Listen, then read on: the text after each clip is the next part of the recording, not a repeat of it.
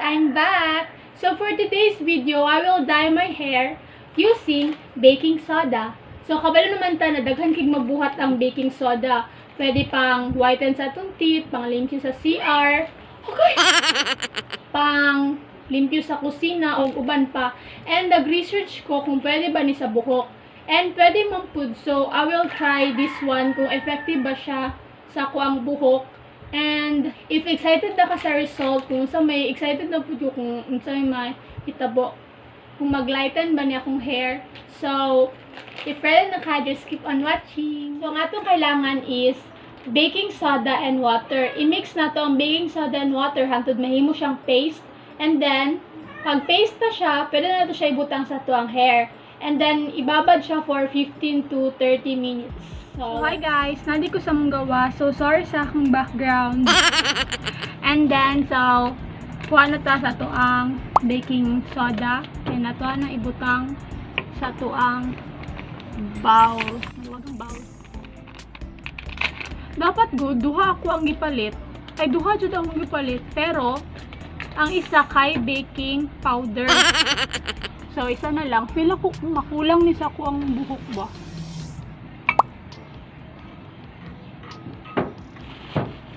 Meron kayo siya. And then, i-mix na to. No, daghan. Wala na. Palpak. Tanawa. So, wala siya na himong paste. So, sige na lang. And then, ato nang ibutang sa tong hair. So, ano ka balo? So, baga dyan kayo buhok, guys. So, sorry sa aking hair. So, baga dyan kayo buhok. No.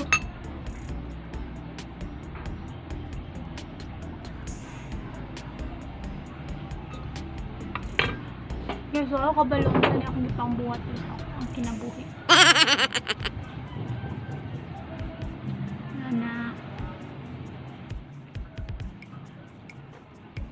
Ibutang natin sa itong buhok. And then,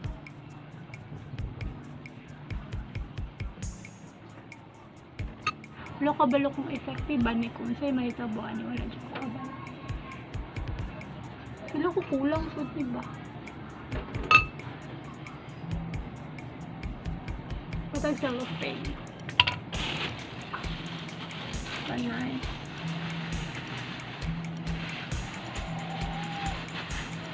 Kung butang sa ko ang hair and ambot lang ko effective ba ni kay gamay ra kay ako nabutang.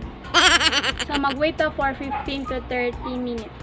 While waiting. So while waiting, ipakita na ko sa inyo ako ang mga vegetables.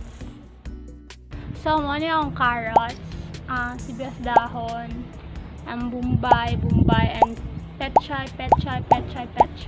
So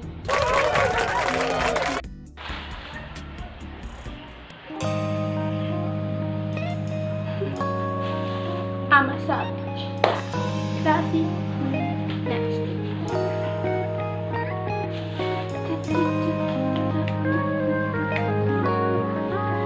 Don't be scared.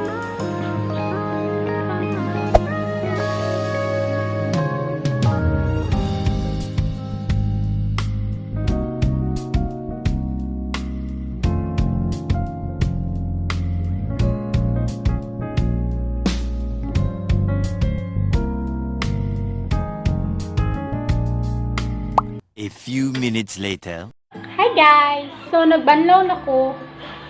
And, magwala nag-effect. Pero, i-blower pa na ko ni Ron para. So, hi guys! So, nabanlawan na akong hair and mo na ang result sa ko ang pag-bleach. And, mo na siya ang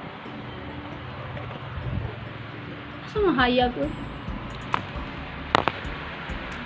So, mo ni siyang color na. And mura magwalay nagbago. Pero naglighten siya slight lang.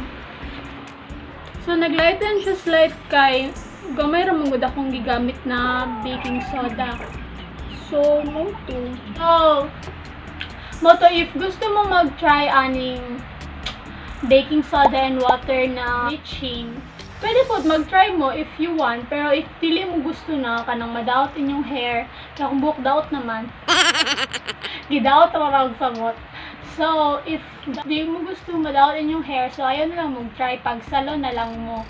And, mo to, naglighten lang siya slight.